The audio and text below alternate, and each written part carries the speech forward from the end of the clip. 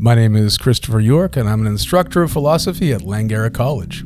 And I'm Zan Plesner. I'm a student at the University of British Columbia. And this is Synthesis and Sophistry.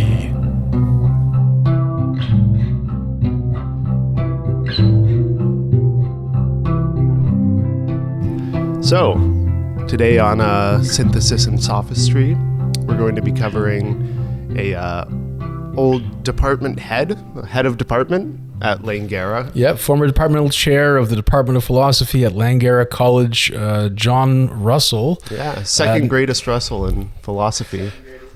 Yeah. Well, and now emeritus, and actually this is John Russell month. We're going to be looking at a bunch of John Russell articles in preparation for a special issue of the Journal of the Philosophy of Sport, which celebrates his career, his intellectual accomplishments, and his legacy.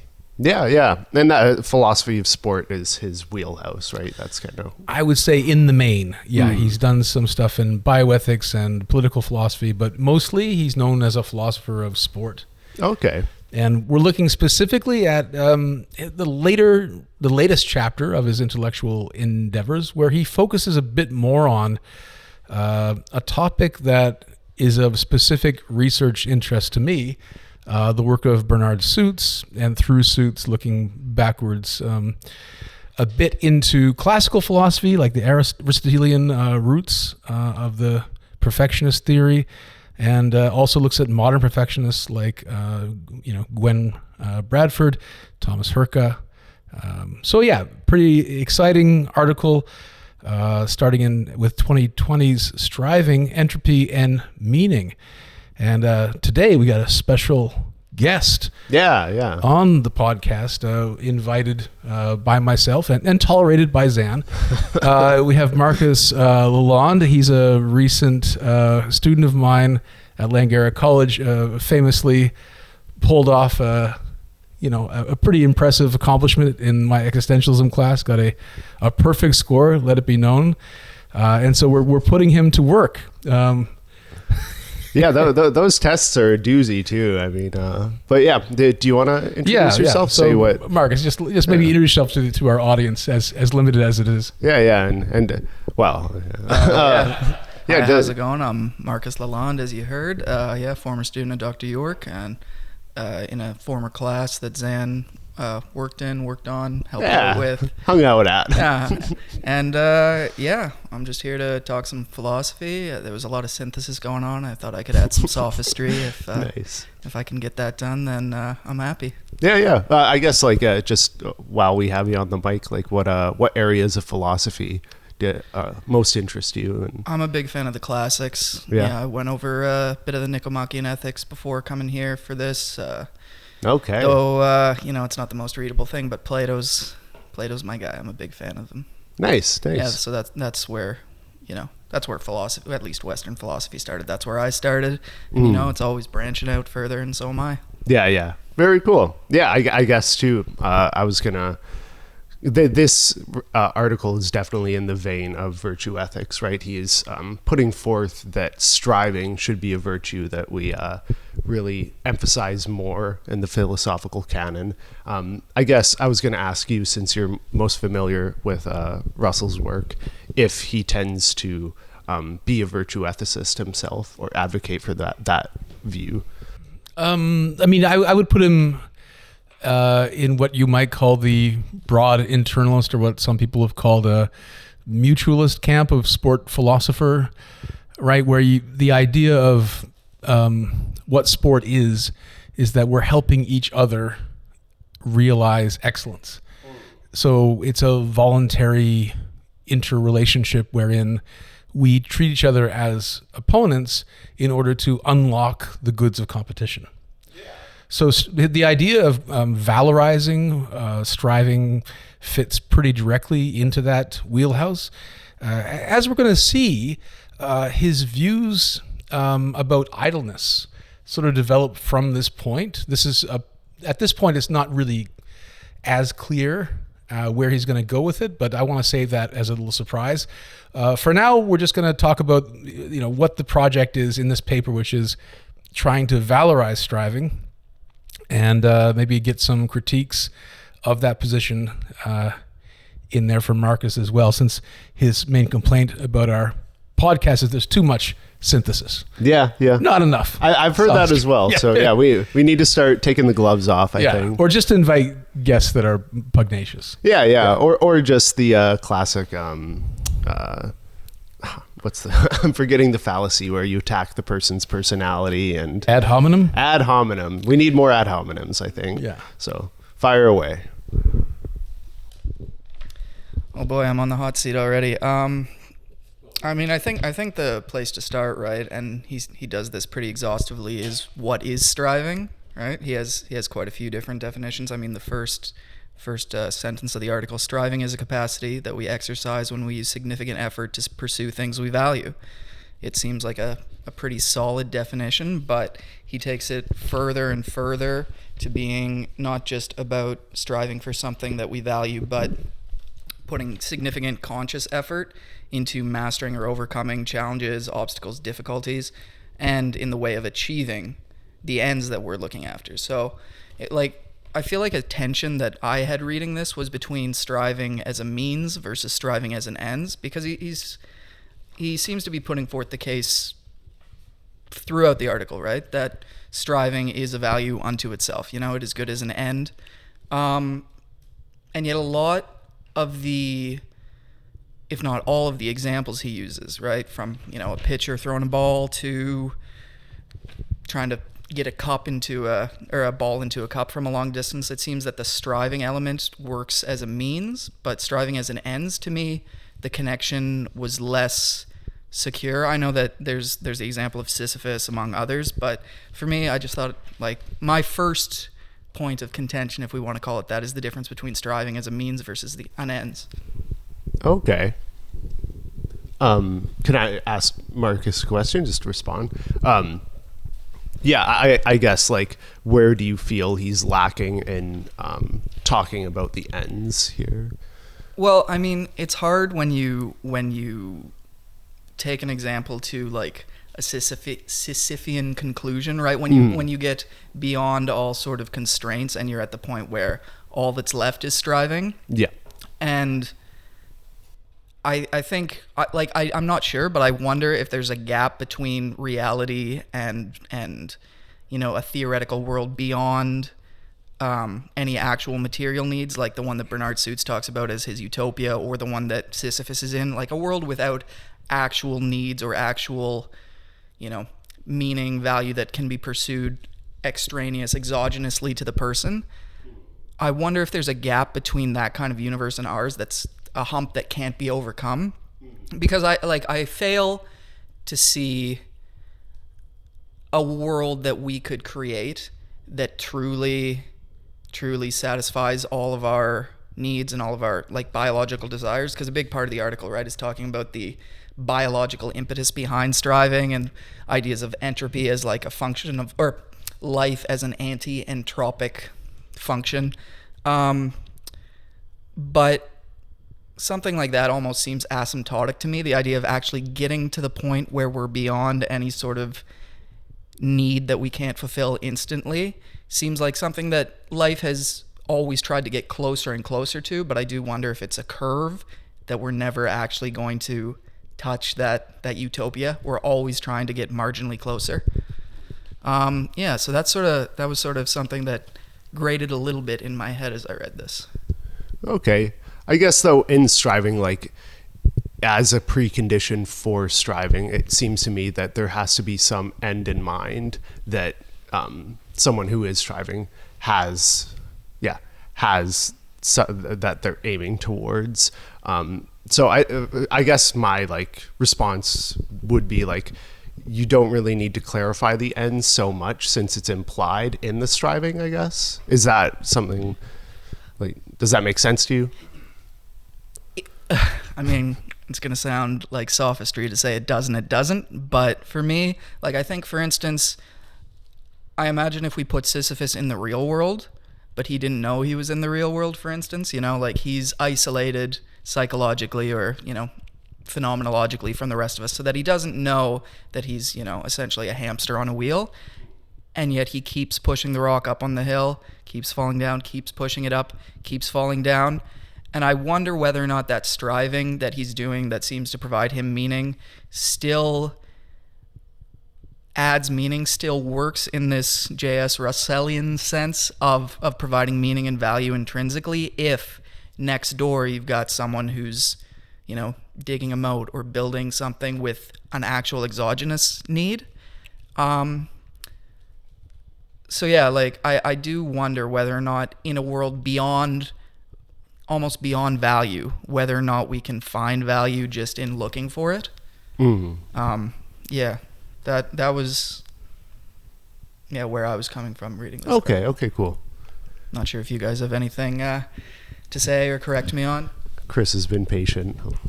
Well, I mean, I think, the general thrust here is that healthy people strive, and it's conducive to good function for most of us to have things to strive for. It's better than not striving, right? So if the options are striving and not striving, generally we're better served to be strivers.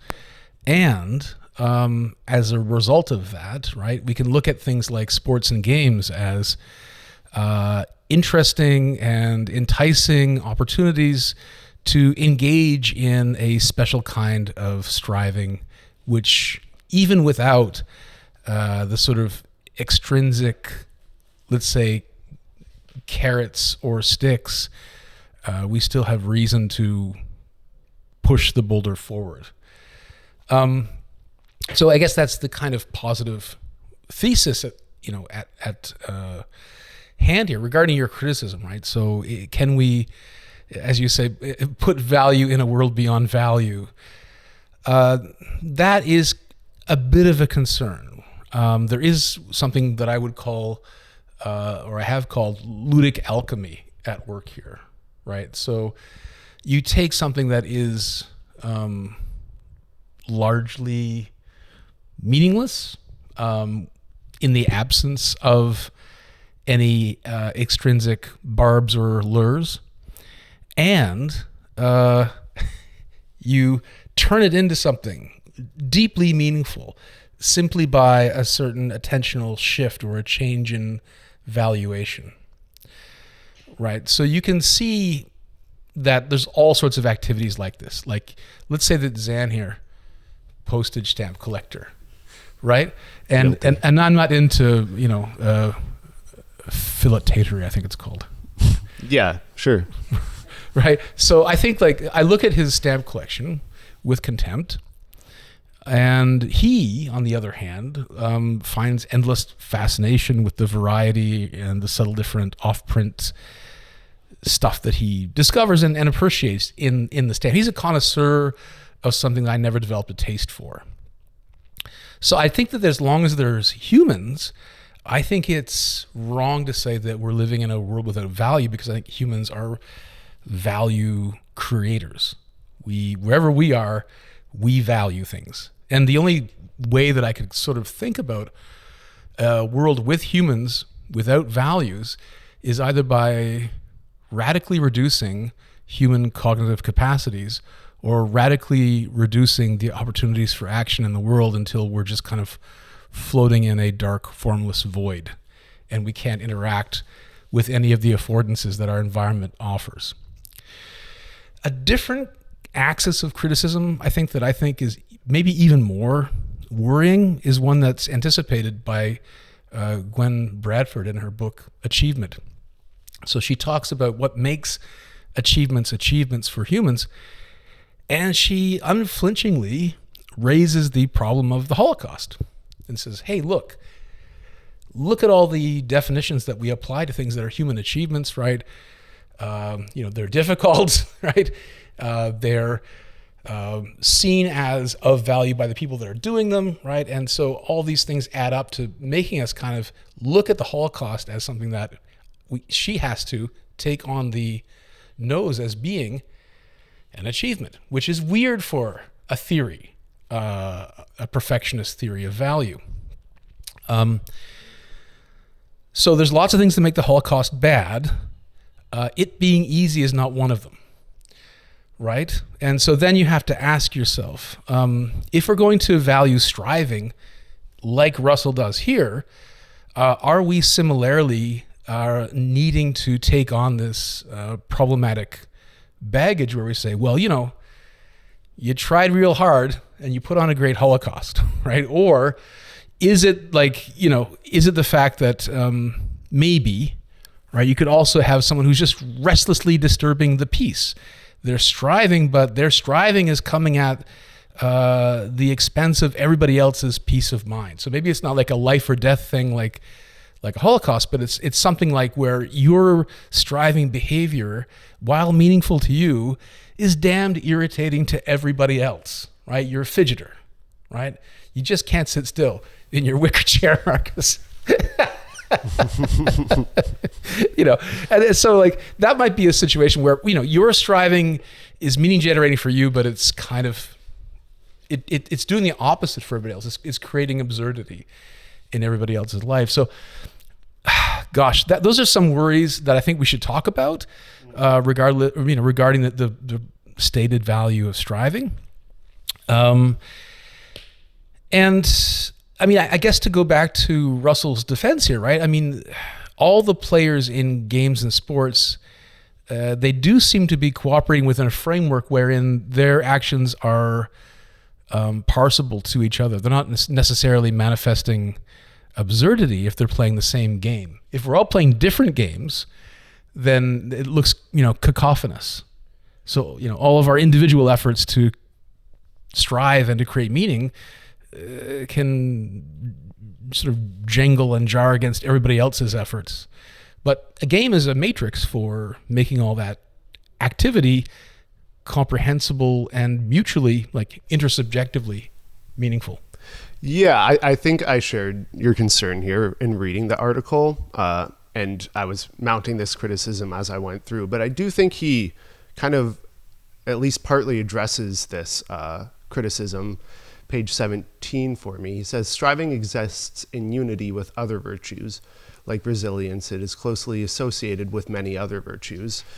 As Aristotle says, it is hard work and rare to hit the mean because there are more ways to act wrongly than correctly, and easy to fall into vicious behavior. So I take this to say that striving exists among other virtues, right? So you don't want to have striving alone because, again, this was a worry that was coming up to me. We know lots of very ambitious people who are great strivers, but not to the best ends. But I think it's cooked into virtue ethics that you are not just having one virtue that you're going towards. It's a collection of virtues making you a virtuous person. Do you think that that's a fair enough kind of asterisk on his proposal here?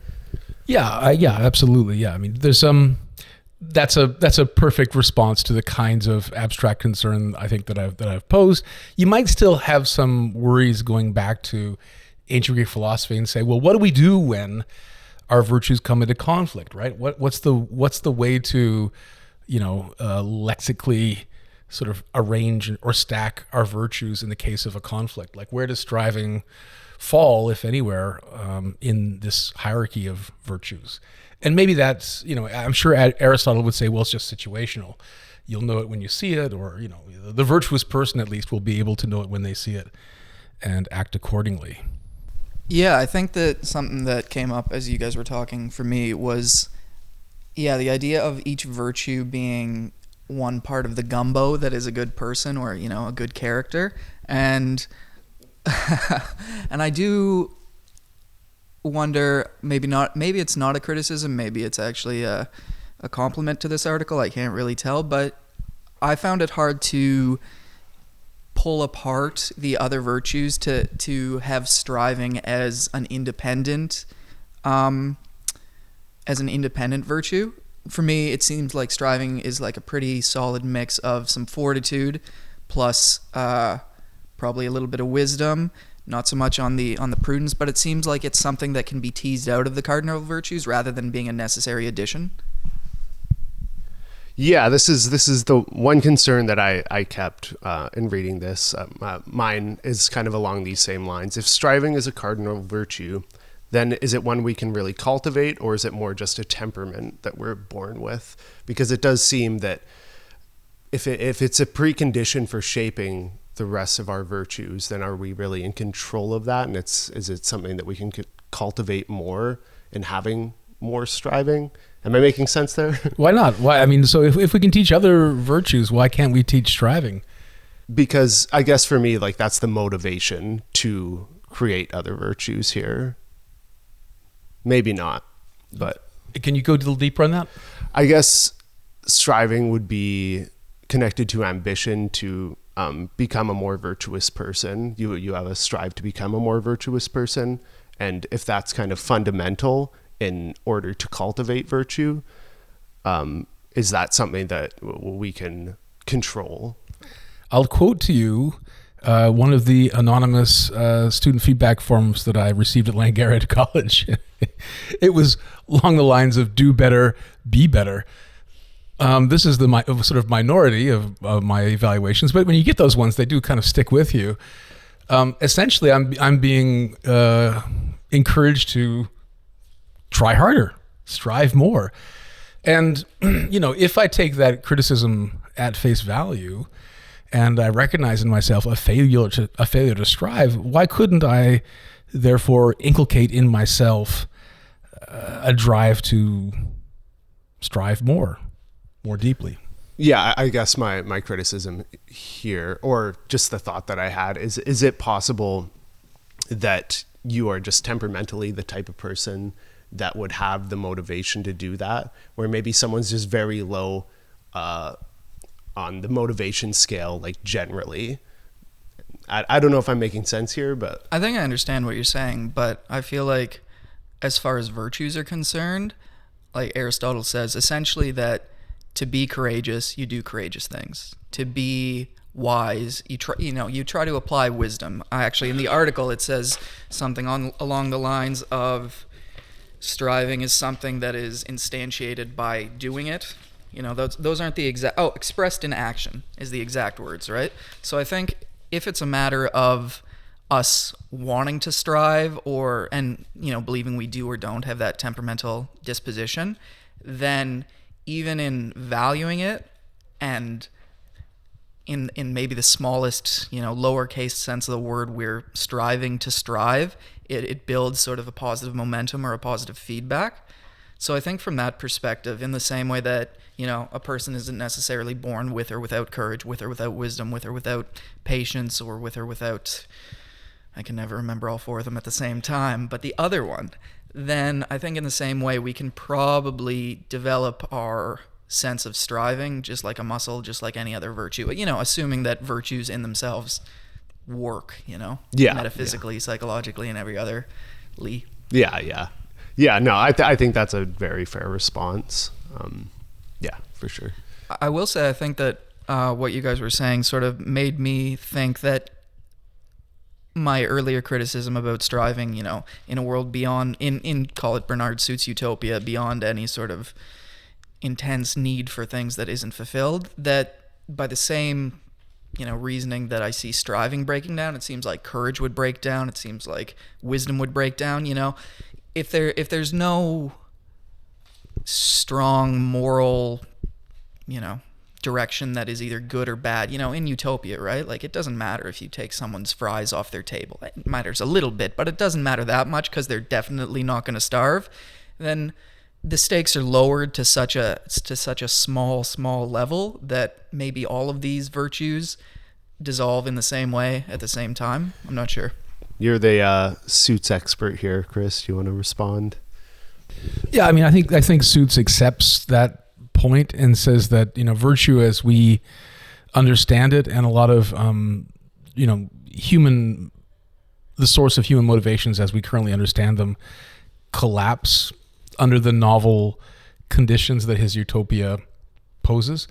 And so the kinds of opportunities for virtuous action are radically reduced and constrained, right? So that we can't have the virtue of charity if there's no poverty, for instance. You can't have bravery if there's no real danger or risk. But you could still have the virtue of sportspersonship, I suppose, right? That's still in the mix there somewhere. But it's rather, not to put too fine a point on it, but it's a rather, it's virtue light, right? It's not a robust kind of morality that utopians, experience. Yeah, I mean, and that makes sense, right? It's almost a post-moral world when all the goods that we want, or all the immediate goods that we could reach out and have, are provided for us. Then yeah, we are essentially, we do need a new form of morality, and maybe that form of morality is, how hard you try or don't try, how much you do or don't strive. Although there is definitely a point of difference between trying and striving in this article and elsewhere. Yeah, Suits in his Return of the Grasshopper, right? The second book. He arrives at this point and he says that actually, the greatest crime a utopian can commit is by spoiling a game. Because he calls them illusory murderers. Because in essence, they've robbed other utopians of the opportunity for engaging in striving and meaningful experience. And there's nothing worse you can do for a utopian, according to Suits, because otherwise, they have a tendency to kill themselves. So you really are dooming, like if you deny somebody any meaningful activity, then they're going, he thinks, to perish. I think this fits in with both Russell's interpretation of Suits and the way that he portrays sports and games as opportunities for striving. Yeah, he says on page 433, right, that sport is exactly this kind of opportunity.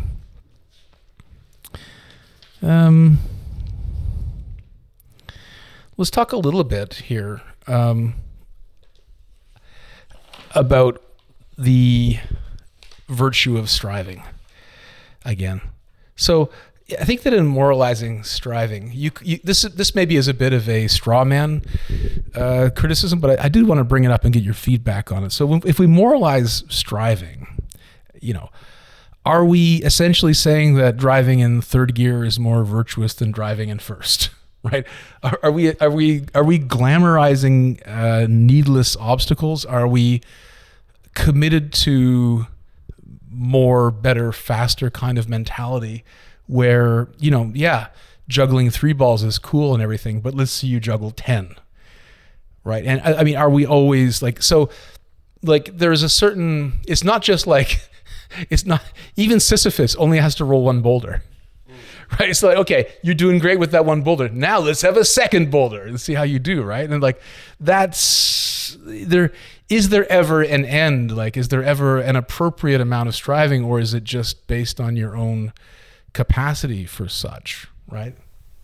Yeah, well, I think that this kind of goes back to my earlier point where in striving, there's always some end in mind. And I think throughout the article, we are kind of positing a rational person. So there does seem to be a level of rationality behind the projects that people are going to pick here. And they'll understand, at least to some point, their limitations. And also the reason they can find value in it is because they're choosing their projects, right? It would be different if they were made to juggle 10 balls or they're going to get shot in the foot, something like that. And so I think generally people are rational enough to figure out where those constraints are and pick accordingly. I suppose that works in our world, right? Where, human capacities are a fairly static and predictable set. And again, since, Russell brings up Suits, I think it's fair to bring him into play here. If you believe the sort of interpretation of Suits where you can get actually anything you want out of his telepathically controlled supercomputers. And if that includes things like, post-human kind of physiques, radically enhanced ranges of human capacities, then we can redesign ourselves to be more capacious, and therefore, if we want to, engage in even harder and more relentless regimes of striving. I do think like there is something. Let's talk about James Bond. Okay, so what makes James Bond somebody? I mean, let's leave aside the womanizing and all that stuff, and the time. Can you with James Bond and the time that he dressed up and sort of like as a Japanese person. Let's forget all those episodes of James Bond, and maybe just focus on what, if anything, makes a sort of person of ability admirable. Right. So in some ways, at least with the sort of early portrayals of the characters, almost effortless grace. It's almost like the not striving that is the aesthetic. Like you can achieve things that other people would have to exert great effort to achieve. And even if they exerted that great effort to achieve those things, they would do it in an graceless way or a less graceful way. Right? So something about like having mastery over a skill or a capacity means you don't have to try so hard. And if you are trying hard, you're kind of missing the point after a certain point, one thinks. I think that it might be the case that, James Bond is someone that we are introduced to as, the suave 007, but what makes us root for him beyond that, there's something in script writing called saving the cat, which is early on in a story, you want to give your protagonist, you want to give your main character a cat to save. You want to give them something to put the audience on their side and them on the audience's side. And I think that most people probably want to be able to sail through life in a James Bondian way. They want to be able to look, amazing in a tux and, waltz into the high rollers table and win. But I don't know that we watch James Bond movies to see James Bond win. We want to see him, to get back to the top, we want to see him strive first. We want that win to have meaning, right? So I almost feel like now I'm on the other side of the table arguing that, yeah, for the climax of a James Bond movie to matter, there needs to be something that he's striving against, right? In my view. So you need an equally capacious Bond villain. Otherwise, it's just 2 hours of watching a smug prick. Yeah, more or less. I mean, yeah, I don't know that. Anyway, yeah. I think that might be true in a lot of cases that we celebrate the striving. And I wonder how much of that is related to sort of, ancient, deeply written biological imperatives for striving, because that's a lot of what Russell talks about in this article is a deep fundamental connection between being alive and striving. He almost seemed at times, for me at least, to essentially equate them. To live is to strive. Whether or not that's true, I'm not sure, but that definitely seemed very closely put together. And I think to be James Bond is to have the laser come up within, a micrometer of your neck, but not cut you. But you still have to sweat. You still have to sweat, and you still have to think. For us to care whether or not it gets sliced into a laser, we have to wonder. If he was just breezily making his way through, I don't know that it would be as entertaining. Yeah, and I guess to sort of bring it to other sort of realms of pop culture literature, right? The comic book heroes need comic book villains who are roughly the same level. Like if you put Superman in Gotham, the Penguin's going to have his head torn off in seconds, right? So he needs a Batman to face him, not a Superman. And Superman needs, a Parasite or a Lex Luthor or some other, cosmic horror to challenge him and to give the stories meaning. If you're playing on easy mode for the whole series, it lacks that dramatic tension. Yeah, and I guess this is kind of making me think of the part in the article. I don't have it in front of me, but he was talking about the difference between his theory and the perfectionist theory. Like, the perfectionist is looking more at the ends that are achieved and the kind of greatness that comes from that, right? Where someone who is trying to get the most value through striving will purposely do things in the game, in this example, that make things more complicated for them. And I guess, like, with the Bond example, like, part of what makes it engaging for us is that we know the laser's not going to kill him, but we're not quite sure what's going to happen. It might graze him, or maybe his friend comes through the window, and when it's too predictable, it's no longer compelling. Yeah, and I guess, like, I've been playing a fair bit of chess lately because Chris beat me the last time we played, so I've been having to practice, and that was something that I just have kind of been engaging in myself, right? Like, I know against certain people I can win a game, but what I'll do is I'll just try and throw things out there just to kind of see what happens, and that makes a more compelling game for both parties. You'll self-sabotage. Yeah, or yeah, do something that's not optimal. This reminds me of a scene from Ian M. Banks's The Player of Games. So the sort of game master in that book has an opportunity to win a game against a sort of promising young novice in a demo game, essentially, for a crowd. But instead of taking the easy victory, he tries to do something that's a rare achievement that hasn't actually been done in the game, but is theoretically possible, something called a full web. And you might think, right, at that point, he's playing with his opponent, but he's taking something which is going to be a sure victory, and he's putting the result at risk in order to generate more intrinsic interest in the activity. So there's something beautiful that has a low percentage chance of happening, and he's going for that instead of going for the high percentage chance of the win, which is what, if we're not trifling, we should be aiming for in a game. Yeah, I mean, it's almost like at a certain point we get to the value in the game is the value of being better than your opponent. You know, like there's a relativism there that I think was brought up with your, the Holocaust example. Like, yes, he's striving, and in a horrible sense, that was Hitler's project, and that's what he aimed at. But I think that there probably could be room for a recognition in there that in any sport, really what we're striving is, it's relative to who's across the table, the pitcher versus the batter, right? You're not just in a vacuum trying to achieve. You're not trying to just do the full web in chess. You're trying to do the full web against someone, and it's almost a recognition of the other person as having value in themselves, maybe in a Kantian sense, that we recognize them as having intrinsic rational worth, or however you want to put it. And because of that, we value their esteem.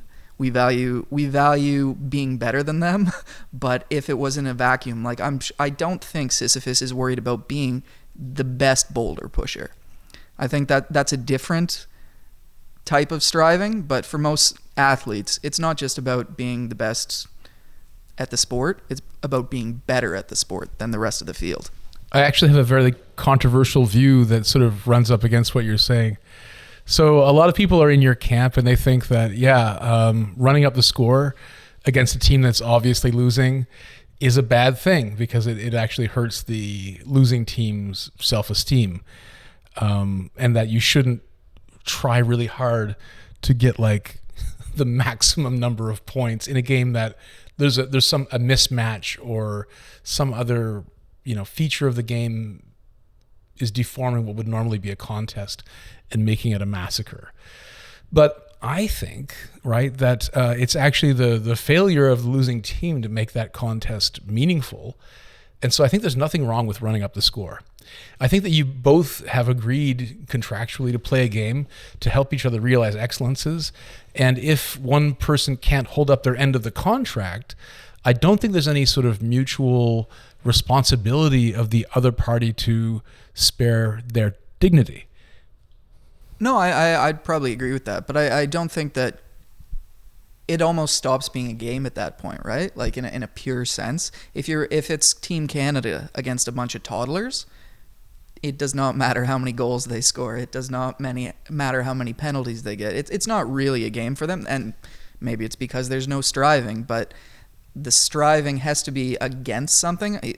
Over and over in the article, he talks about the need for obstacles, the need for challenges, right? And the toddlers don't challenge Team Canada. You know, the team that's getting the score run up on them, they aren't providing meaning because there's a lack of striving on maybe either side. But the game, it still is meaningful in the sense that like Team Canada still has to ask themselves, what is the maximum number of goals that we can, what's the number of goals we can get on net with virtually no opposition? What is our upper range of excellence, even in the absence of an amount of friction given by the opposite team? Another way of putting it is like, well, how many infant limbs can we not sever while at the same time getting just tons and tons of goals? And that's a different game than Team Canada usually plays, granted, but still, damn it, they came there to play hockey, and infants be damned. They're going to try, or they should try, right, if they're committed to the game. And at that point, I mean, you say, well, this is absurd. Who made this contest? Who backed this? Those are fair questions. But given that, on paper they're there to play hockey, I say fill up that net with pucks. Yeah, I guess like maybe one minor pushback would be like, it doesn't seem like to me that like the only condition for playing a sport is to win. Like style, I think, does come into it, and like virtue does come into it. Like there is, people are generally compelled by a performer or someone who does sports who has a certain distinct style. Maybe even if it's not, if you were to crunch every single number to see that it's optimal. Maybe there's a human aspect to it that's a variable that approach doesn't quite take into account. Yeah, I mean, I think that, sure. I mean, there are other values. We have sort of admitted that and conceded that point, but and maybe aesthetics plays a role in where we draw our sort of limiting factor. Does that change the structure of the contest? I mean, yeah, I suppose in some cases it might, right? If we do the right thing for the right reason at the right time, et cetera, then Aristotle is going to say there's going to be a time when we strive to not strive. Which I think, to go back to this point, right, about the sort of general nature of striving as it's presented as this sort of force of life against the entropic universe, right? And to Marcus's former point, life is sometimes about striving, certainly. It's not always about striving, right? Like, look at a bear in hibernation. Life is sometimes about not striving, or a person, trying to get through a desert without dehydrating themselves. Like, sometimes doing nothing is actually the safest way. Striving is actually, it actually increases the chance of the entropic universe consuming you, right? It seems like energy conservation, and which might be characterized as laziness on a lot of accounts, is actually, biologically and maybe even ethically commendable. Yeah. I do think he again addresses this in the article. Again, I can't quite find the passage, but he does say that there is need for not always striving. And again, I think this would tie into the virtues more broadly. You need to know when to quit, when to rest. That's part of being a virtuous person. I actually, another point on that is striving. I think that I had a bit of a question of this article because of that exact point, whether or not there's an efficient or a deficiency and an excess in striving, because it seems like it might be both. At one point, he talks about a pitcher, a baseball pitcher, and striving not to overcook it, striving not to throw the ball too hard to bury it, 6 feet in front of the catcher or anything like that. And that there's a striving in not striving. To me, that kind of definition doesn't seem to admit of deficiency and excess, maybe deficiency, but at that point, the solution to striving too hard to throw the pitch is to strive even harder not to throw the pitch. Or on page 421. Thanks, Dr. York. Yeah, so here's another example. A man trying to sleep is not doing anything or striving in any way, quite the reverse. All we say by this is that the goal of his present inactivity is sleep. So it almost feels like Russell's trying to have his cake and eat it too, that it can be a virtue with, deficiencies and excess, that you can strive too hard and, like you were saying, use too much energy from an entropic sense, but also that if you strive to not strive too hard, you're still striving. Yeah, I'm getting like eternal regress. Like it seems that way to me, and I'm not sure if that fits within a purely Aristotelian sense of a virtue, something that you can have as a quality that you can express through action, but that you can do too much of.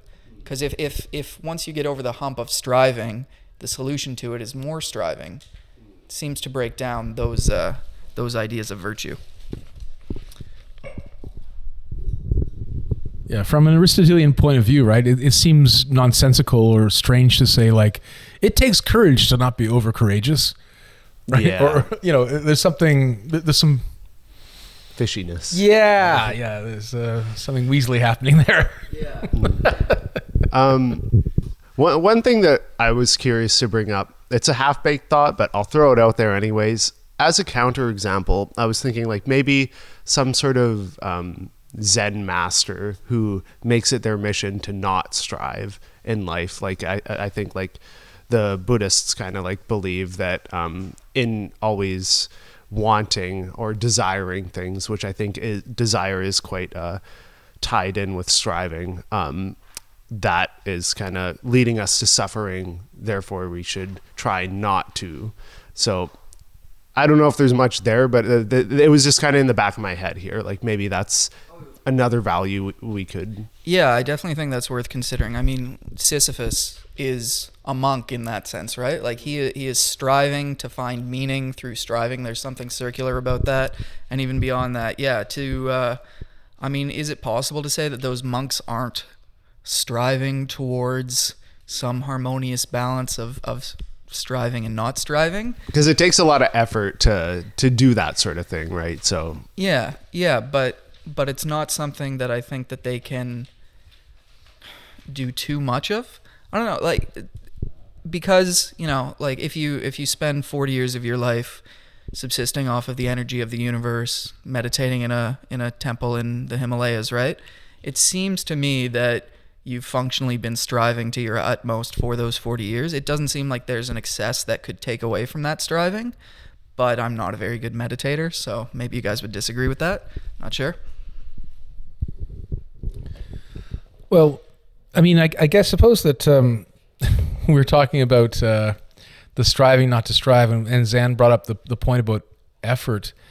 It kind of reminded me that there's this sort of Sorites paradox built into the definition of striving, where he says a sufficient amount of effort will result in striving. So if you're just shoveling your driveway, you're not really striving. It's effortful, but it's not yet striving. And I was wondering, like, there has to be some sort of tipping point at which effort becomes striving, but I'll be damned if I can see a clear line there, right?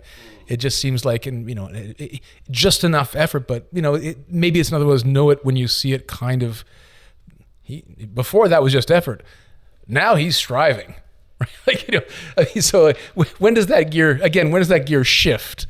And when can we sort of make a sort of change in category for this type of activity? For what once was merely effortful, now has taken on the characteristic of striving. Could it be that it's a project that you choose, that's meaningful, that's non, you don't have to do it.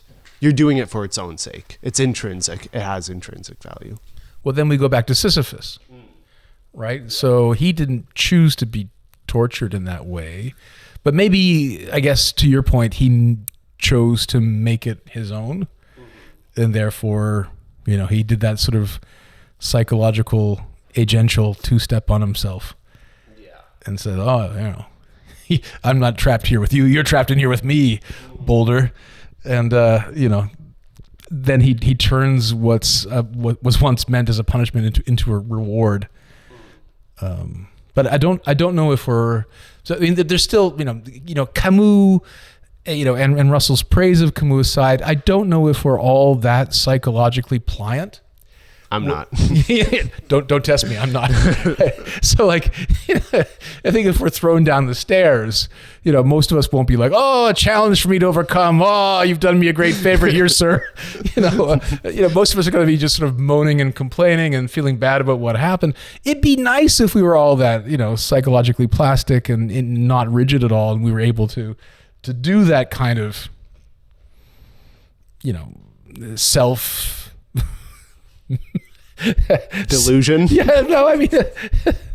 Self-hypnosis, right? Where we could sort of like come to see every obstacle as an opportunity.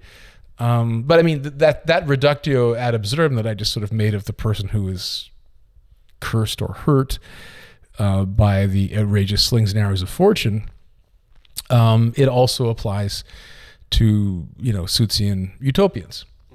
Right. So like they're stuck in a situation where they need things to do. They're dying for a challenge. Anything that you give them to do presumably will help them not kill themselves. And so maybe in that particular circumstance, right, even really terrible things, they're better than nothing to do.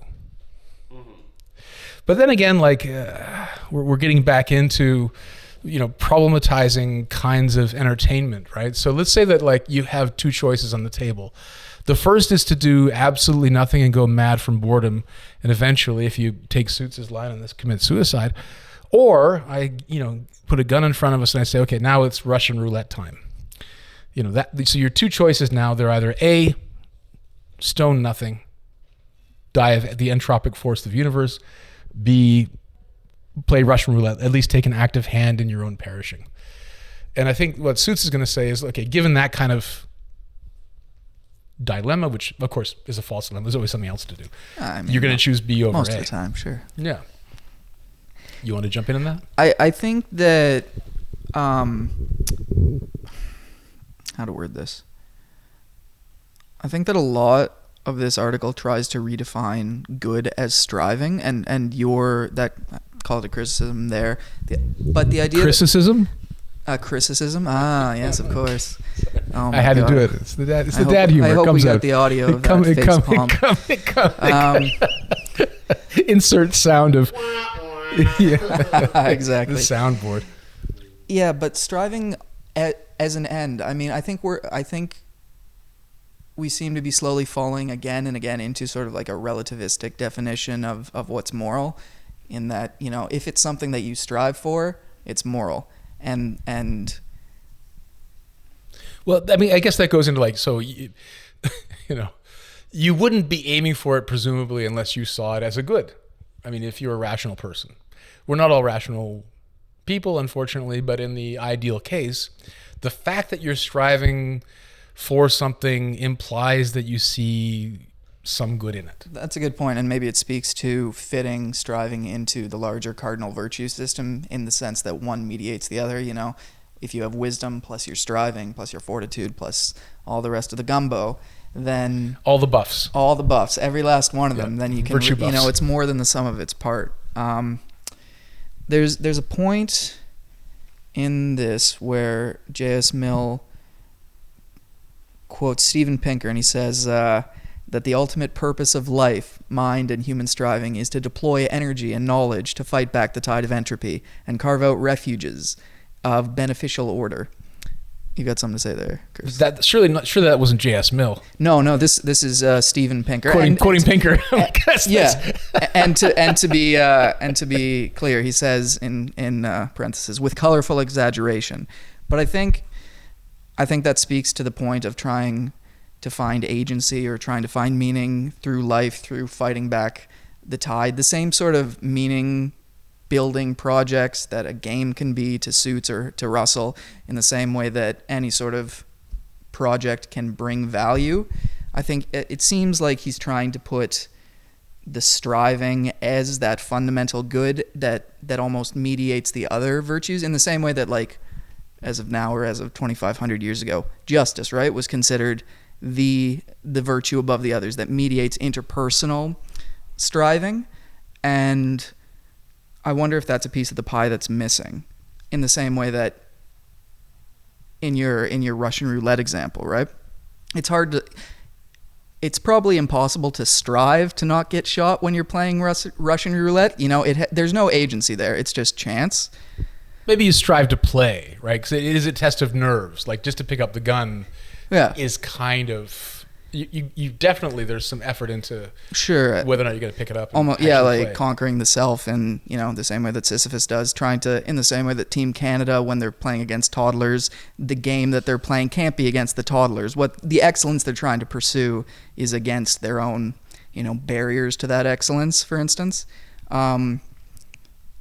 they're playing against their own psychological limitations in the face of a team of toddlers. Exactly. Can my wrist hold up to 1,000 wristers over a period or something like that? Do I have the fortitude to skate over a toddler? Do I have the fortitude to skate over a toddler? Exactly. Yeah. So there is an element to be said about agency, and on page 426 here, Russell mentions Suits' concerns about having all your needs met and having a sense of powerlessness from having nothing meaningful to strive towards, i.e., in a world where you have no agency, where there's no outcome that you can affect, that there's nothing to strive towards.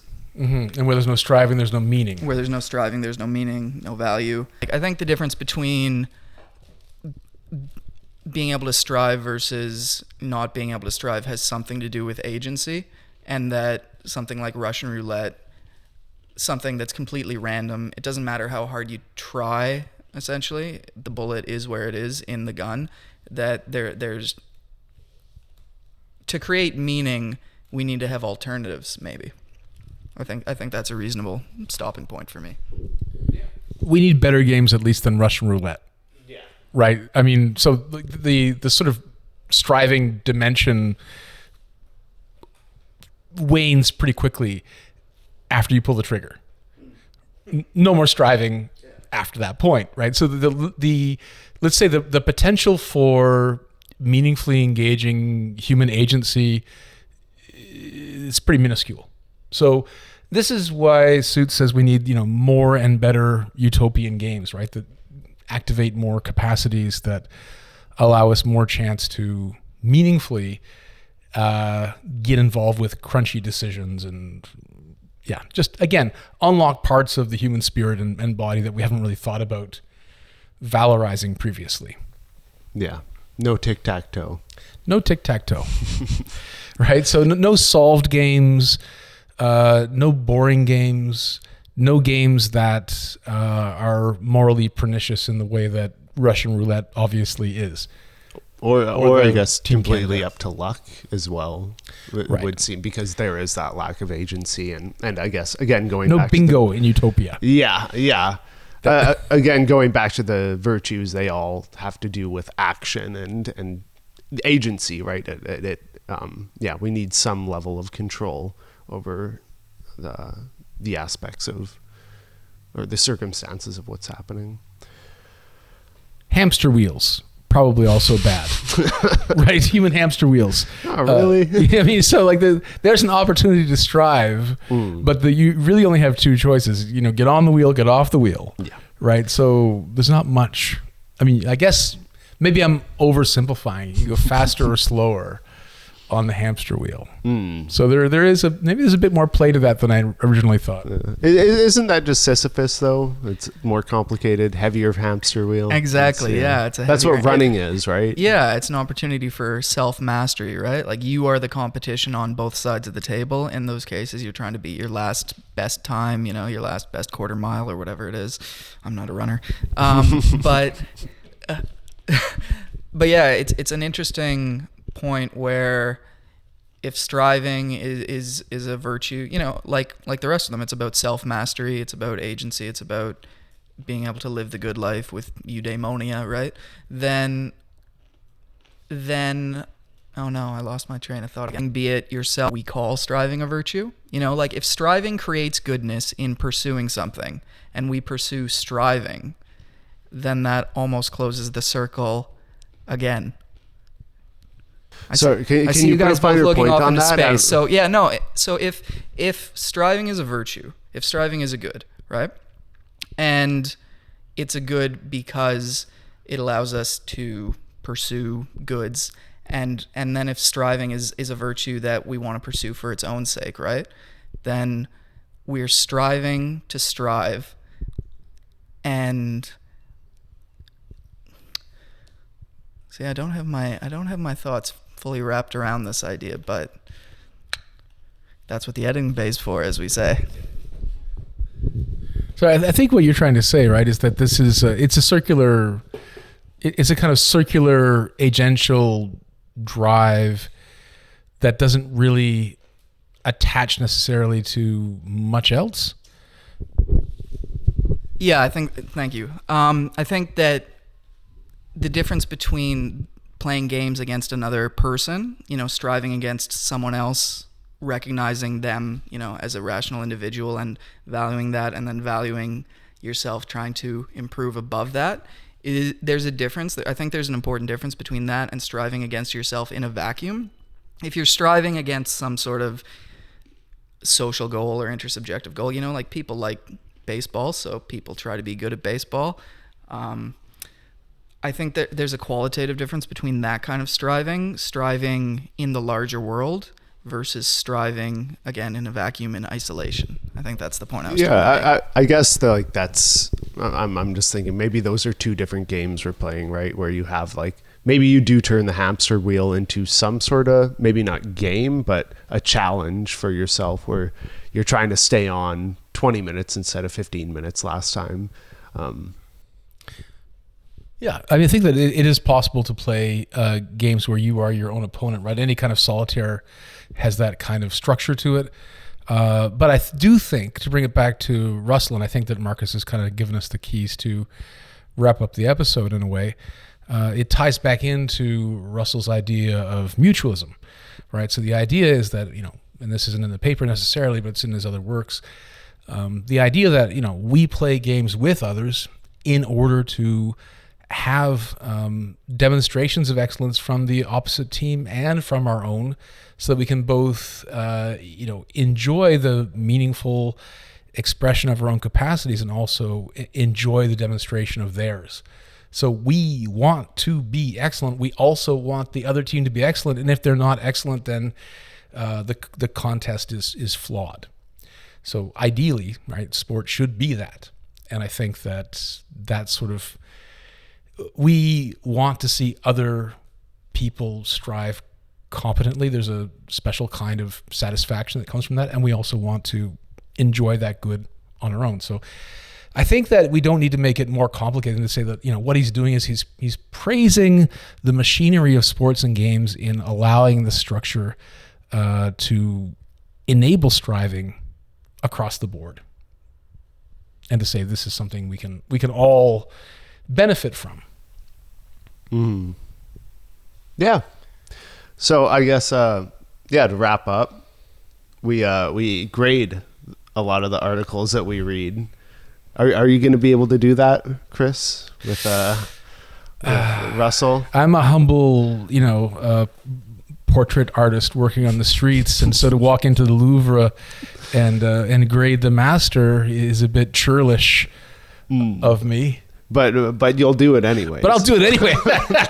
That's why I'm on the street working as a portrait artist, because I'm churlish. So, given that, looking at Russell's article, I think that, this was his first kind of effort sort of branching out in this direction. I think that he takes on a lot of sources, some from psychology, some from philosophy, some from antiquity, and kind of just runs it all together in general support of this position of praising striving. I worry that some of it doesn't hang together as coherently as it might. Like, I feel like there's a lot of ingredients here, some of which are more or less harmonious with his thesis. It's ambitious. I appreciate that. I'm kind of hovering at the A-. Like, to me, this doesn't necessarily knock it out of the park, but it is a competent and creative cobbling together of a lot of disparate threads to advance a thesis that is unique. So I have to give it props in that regard. Yeah. I was going to say the thing that I really appreciated about this article, and I think my favorite philosophy articles in general, they talk about the tradition of philosophy, they talk about empirical data, and they bring in multiple perspectives, and he does all of that, like the biological perspective, talks about real world examples. So I enjoyed that a lot. I guess I did find the project maybe to be a bit modest. Modest, that is not the word I thought you were going to say. Maybe I'm not giving him enough credit here, and